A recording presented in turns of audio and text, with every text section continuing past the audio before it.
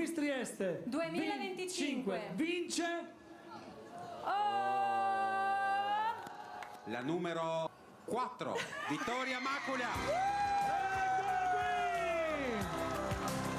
Complimenti! Io ho vissuto in tanti paesi diversi, in 3 continenti, e non ho mai subito episodi di razzismo così gravi, ma proprio quasi mai. Soltanto mio fratello, che non so perché è più piccolo di me ed è un maschio, forse il razzismo è più agguerrito nei suoi confronti. Vittoria Maculan ha dovuto crescere in fretta. Sabato sera il titolo di Miss Trieste 2025 e subito dopo sui social la tempesta di commenti che l'ha investita, dalla quale sotto certi aspetti non si è ancora del tutto ripresa. Il giorno dopo sono stata travolta da questa onda di insulti razzisti, ma anche ignoranti, e sinceramente mi aspettavo che ci potessero essere delle critiche, perché è normale, non tutti possono essere d'accordo con la decisione dei giudici, però non pensavo così tante, proprio centinaia di adulti contro di me che ho soltanto 15 anni.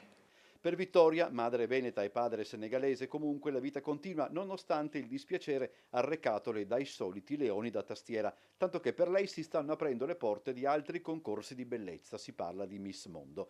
Sfilare per Vittoria è anche un mezzo per portare avanti un messaggio positivo, basico sotto certi versi, ma la vicenda stessa che la vede protagonista a suo malgrado rende necessario, verrebbe da dire purtroppo, sottolinearlo una volta di più. Per me è molto importante sfilare perché io voglio portare una storia, una voce ed un messaggio, e volevo appunto dimostrare che la bellezza è diversificata e che la vera forza di una persona sta nella sua autenticità.